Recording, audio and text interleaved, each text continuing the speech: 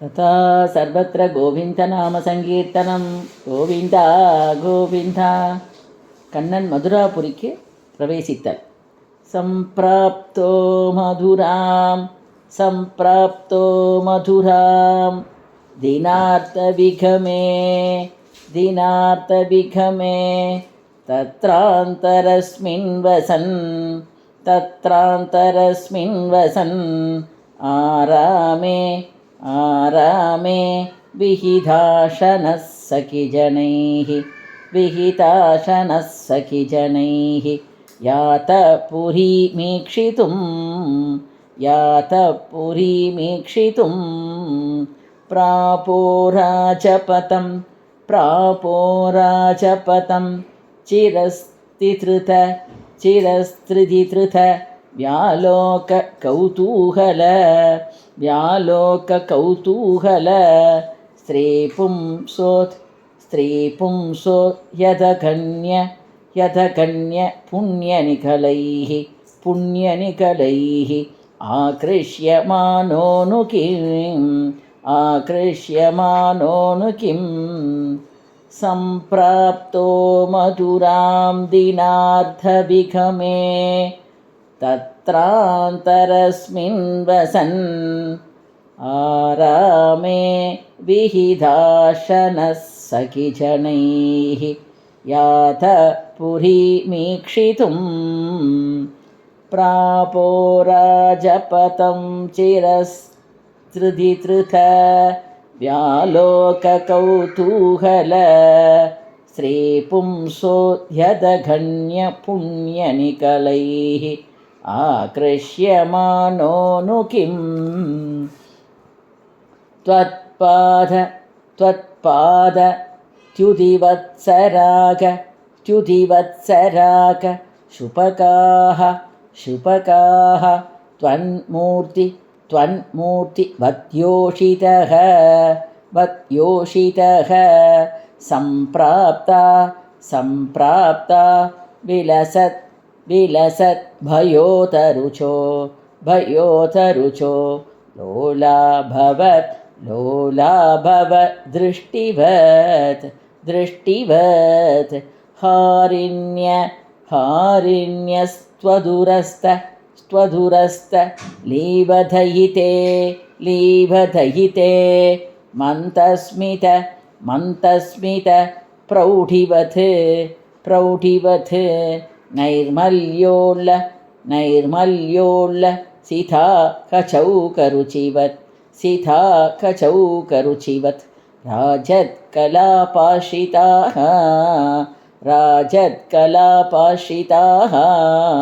त्वत्पादत्युदिवत्सरागसुभगाः त्वन्मूर्तिवद्योषितः सम्प्राप्ता विलसद्भयोदररुचो लोला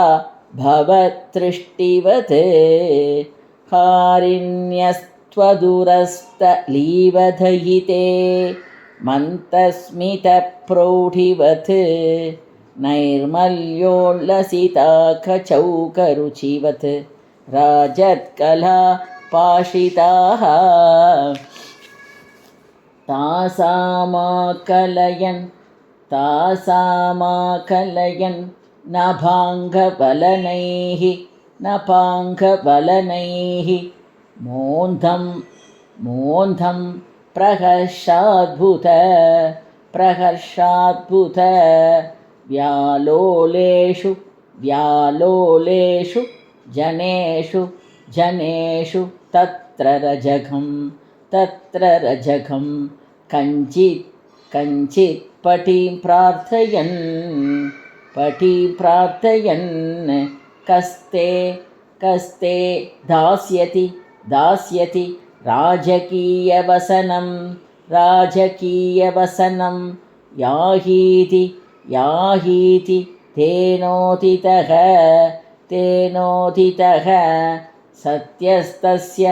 सत्यस्तस्य करेण शीशमहृताः सोऽभ्याप पुण्यां पुण्यां गतिं तासामाकलयन्नभाङ्कवलनैः मोन्दं प्रकर्षाद्भुत व्यालोलेषु जनेषु तत्र रजकं कञ्चित्पटी प्रार्थयन् कस्ते दास्यति राजकीयवसनं याहीति तेनोदितः सत्यस्तस्य करेण सीशमहृताः सोऽभ्यापपुण्यां गतिं भूयो वायकमेकमायतमतिं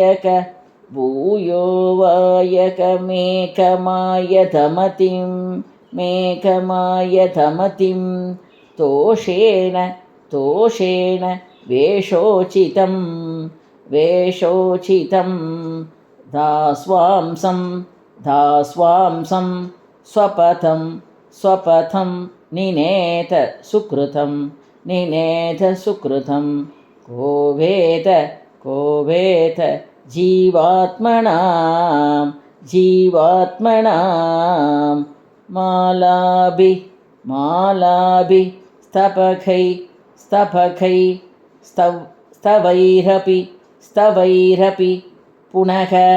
स्तवैरपि पुनः मालाकृता माणितो भक्तिं तेन भृतां तिदेशित परां लक्ष्मीं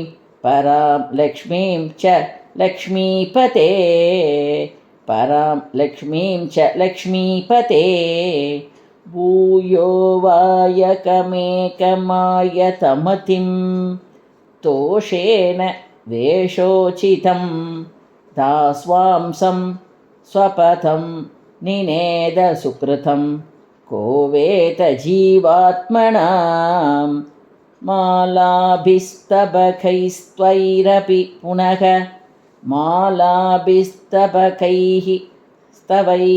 पुनः मालाकृता माणितो भक्तिं तेन भृतां तिदेशितपरां लक्ष्मीं च लक्ष्मीपते गुब्जामब्ज विलोचनां पति पुनः दृष्ट्वाङ्गरागेतया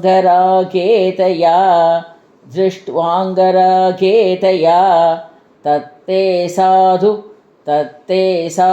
किलाङ्करागमतताः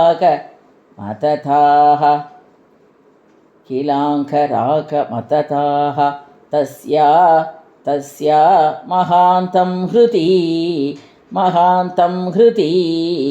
चित्तस्थामृजुतामथ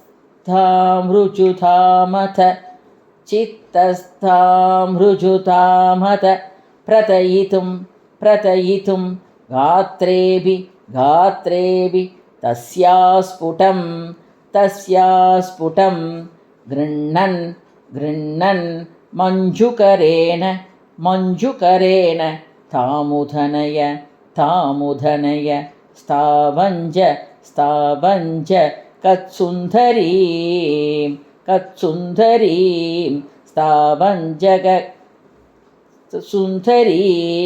स्थावजगत्सुन्दरीं गुब्जामब्जविलोचना पति पुनः दृष्ट्वाङ्गरागेतया तत्ते साधु किलाङ्गरागमतताः तस्या महान्तं हृति चित्तस्तामृजुतामथ प्रदयितुं गात्रेऽपि तस्या स्फुटं गृह्णन्मञ्जुकरेण तामुधनयः तावज्जगत्सुन्दरीं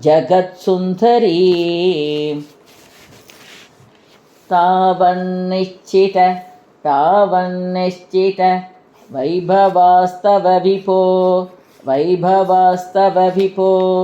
नात्यन्तपापा जनाः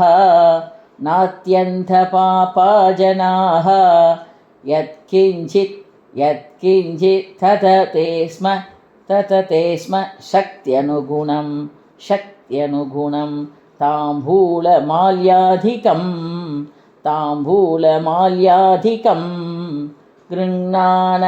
गृह्णान कुसुमाति किञ्चन तथा मार्गे निबद्धाञ्जलिः नादिष्टं पतः यथोत्य विपुलाम् आर्तिं व्रजामि प्रभो तावन्निश्चितवैभवास्तव विभो नाद्यन्तपापाजनाः यत्किञ्चिद्धदते स्म शक्त्यनुगुणं ताम्बूलमाल्याधिकं गृह्णान कुसुमादिकिञ्चन तथा मार्गे निबद्धाञ्जलिः नातिष्ठं पतका यथोत्य विपुलाम् आर्तिं व्रजामि प्रभो येष्यामीति विमुक्तयापि भगवन् आलेपदात्र्यादया दूरात् कातरया निरीक्षितगतिः त्वं प्राविशो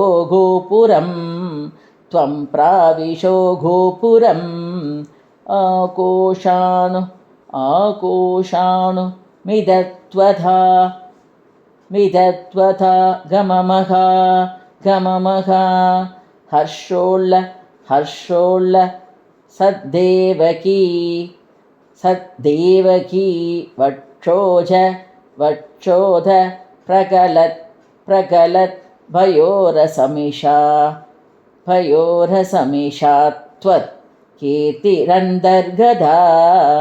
त्वत्कीर्तिरन्तर्गता येष्यामीति विमुक्तयापि भगवन् आलेपदात्रयाधया दूरात् कातरया निरीक्षितगतिस्त्वं प्राविशो गोपुरम् आकोशानुमिदत्वथा हर्षोल्लसद्देवकी वक्षोजप्रकलत्पयोरसमिषात् त्वत्कीर्तिरन्तर्गता आविष्टो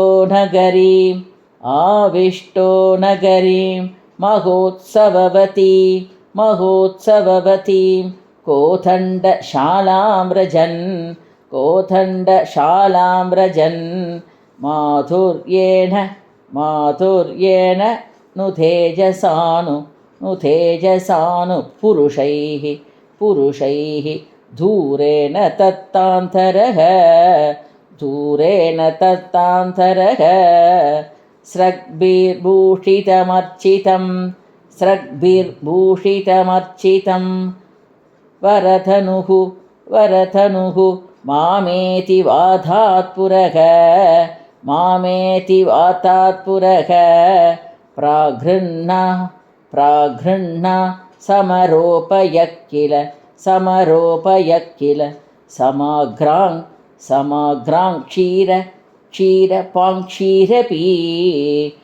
क्षीरपाङ्क्षीरपी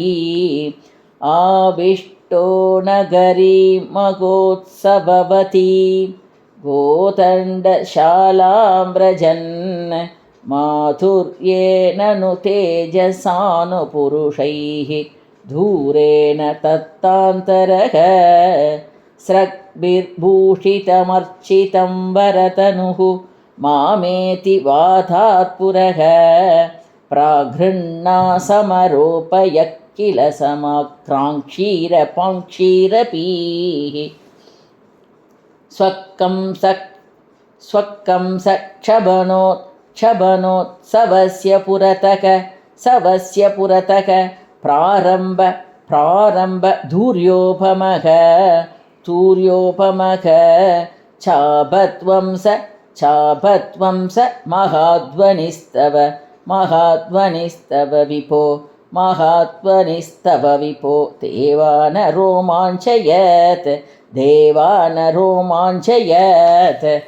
कंसस्यापि च वेपदुस्तदुतितः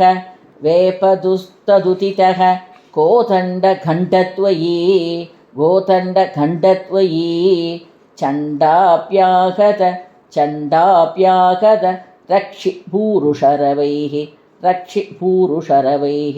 उद्गूलितो भूत्वया स्वकं सक्षवनोत्सवस्य पुरतः प्रारम्भधूर्योपमः